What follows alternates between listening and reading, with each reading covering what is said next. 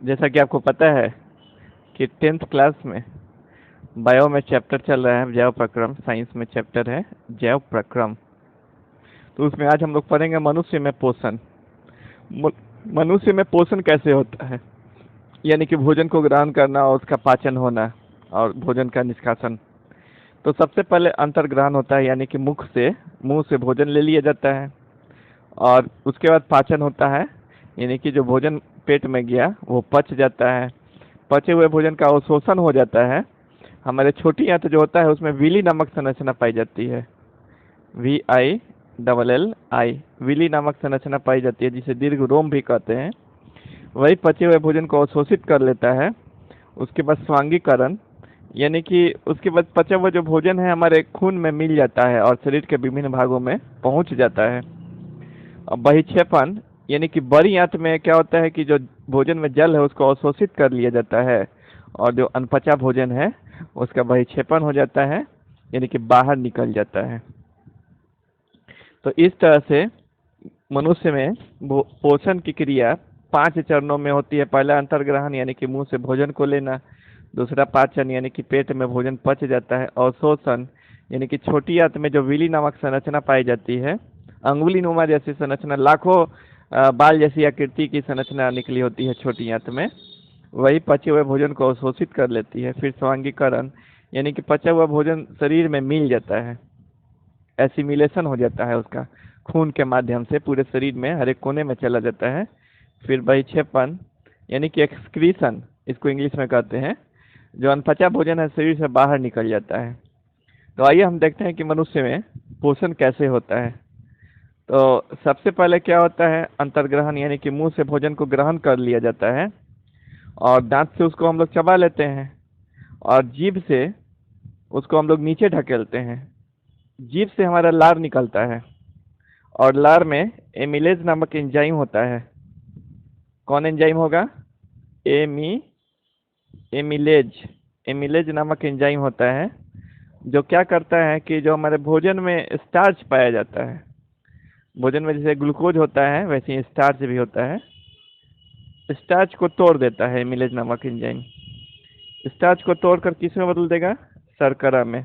तो एग्जाम में क्वेश्चन आ सकता है कि लार में कौन एंजाइम होता है, तो एमिलेज नामक एंजाइम होता है। भोजन में पाए जाने वाले स्टार्च को वो क्या करता है? तो तोड़ देता है, और किस में बदल देता है? शर्करा में, यानी कि शुगर में बदल देता है। उसके बाद 2 नंबर पॉइंट है भोजन ग्रसिका।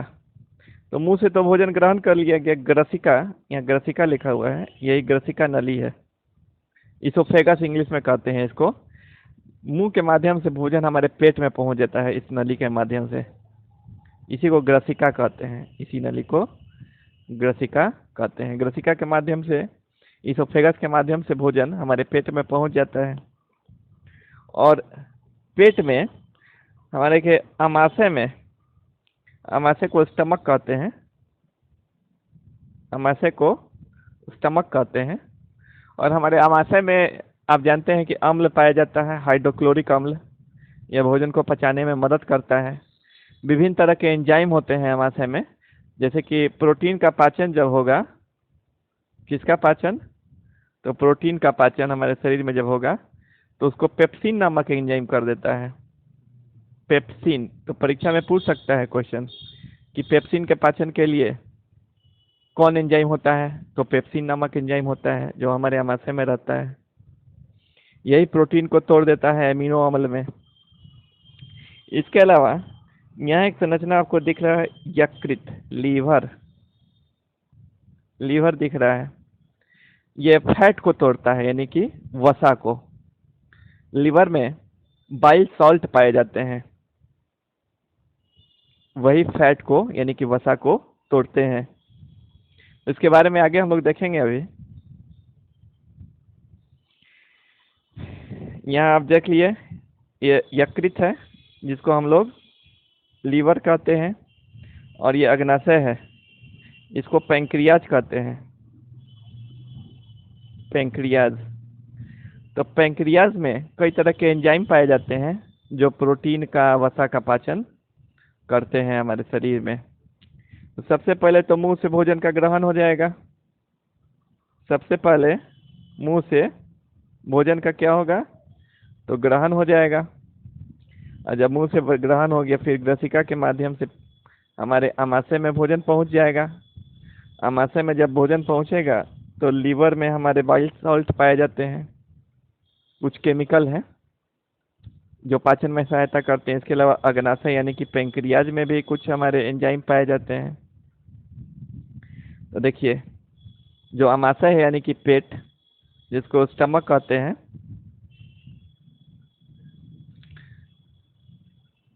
तो आमाशय में क्या होता है कि पेप्सिन नामक एंजाइम पाया जाता है। पेप्सिन नामक एंजाइम किसका पाचन करता है, तो प्रोटीन का पाचन करता है। किसका पाचन करता है, प्रोटीन का पाचन करता है। इसके अलावा हमारे आमाशय में हाइड्रोक्लोरिक अम्ल भी पाया जाता है, जो भोजन को पचने में सहायता करता है। उसके बाद जब आमाशय से भोजन हमारा क्षुद्रांत्र में चला जाता है, इसको छोटी आंत कहते हैं, छोटी आंत, स्मॉल इंटेस्टाइन इंग्लिश में कहते हैं।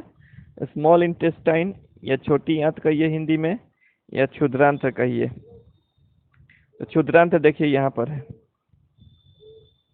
यही हमारा स्मॉल इंटेस्टाइन है, छोटी आंत, छोटी आंत है। छोटी आंत में क्या होता है, तो छोटी आंत में हमारे आंत रस पाए जाते हैं, यानी कि जूस पाए जाते हैं, गैस्ट्रिक जूस, जो कार्बोहाइड्रेट को भी तोड़ देते हैं और वसा को भी तोड़ देते हैं और प्रोटीन को तोड़कर एमिनो अम्ल में बदल देते हैं। कार्बोहाइड्रेट, वसा और प्रोटीन, ये सब भोजन के हमारे अवयव हैं जो हमें ऊर्जा देते हैं। तो यही टूटते हैं तो हमें ऊर्जा मिलती है। इसके अलावा हमारा यकृत है, जिसको लीवर कहते हैं। यहाँ पर यकृत दिखाया गया है, यही लीवर है। लीवर में पित्त लवण होते हैं, जिसको हम लोग बाइल साल्ट कहते हैं। तो पित्त लवण किसका पाचन करते हैं, वसा का। वसा का यानी कि फैट जो होता है भोजन में, वसा, उसका पाचन कर देते हैं। यानी कि पित्त लवण किसका पाचन करते हैं, वसा का पाचन करते हैं, यानी कि फैट का पाचन करते हैं। इसके अलावा हमारा अग्नाशय है, यहाँ अग्नाशय दिखाया गया है, इसको पैंक्रियाज कहते हैं। पैंक्रियाज में पैंक्रियाटिक जूस होता है, यानी कि अग्नाशयिक रस होता है। तो इसमें कई तरह के एंजाइम पाए जाते हैं, जैसे प्रोटीन को पचाने के लिए ट्रिप्सिन नामक एंजाइम होता है, वसा को पचाने के लिए लाइपेज एंजाइम होता है, और स्टार्च को पचाने के लिए इमेलेज नामक एंजाइम होता है। इसके अलावा छोटी आंत में दीर्घ रोम होता है, जिसको विली कहा जाता है। विली, बाल जैसी संरचना हजारों लाखों हमारी छोटी आंत में होती है, और यही पचे हुए भोजन को अवशोषित कर लेती है, सोख लेती है समझिए। और इसके बाद भोजन, पचा भोजन हमारे शरीर में खून के माध्यम से विभिन्न भागों में पहुंच जाता है।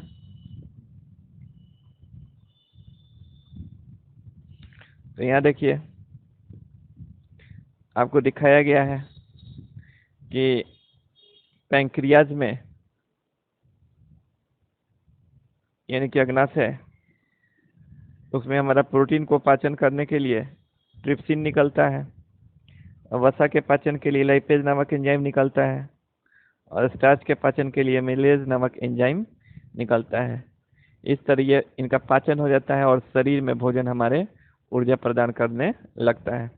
इसके अलावा दीर्घ रोम पाया जाता है, जिसको इंग्लिश में कहते हैं विली। छोटी आंत में ये उंगली जैसी संरचना होती है, हजारों लाखों में होती है, जो पचे हुए भोजन को अवशोषित कर लेती है।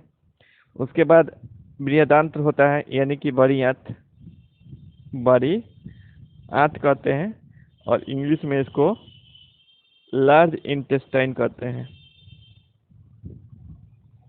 यहाँ पर भोजन में जो भी जल होता है उसको अवशोषित कर लिया जाता है, और उसके बाद गुदा द्वारा भोजन हमारे शरीर से बाहर निकल जाता है।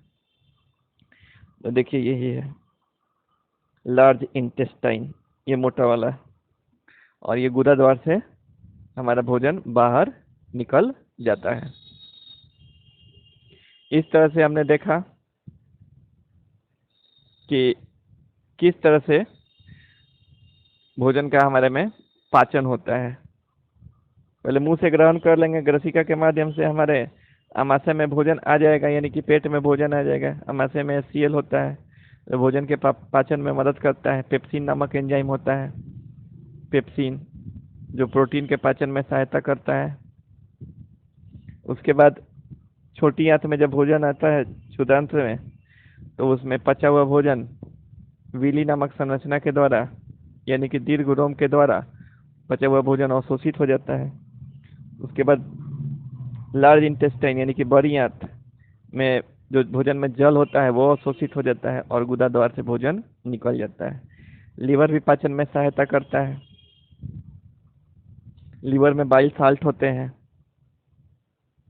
जो भोजन में पाए जाने वाले वसा का पाचन कर देते हैं, फैट का पाचन कर देते हैं। इसके अलावा हमारा अग्नाशय होता है जिसको पेंक्रियाज कहते हैं। पेंक्रियाज में प्रोटीन को पचाने वाला एंजाइम होता है, जिससे प्रोटीन हमारा पाचित हो जाता है।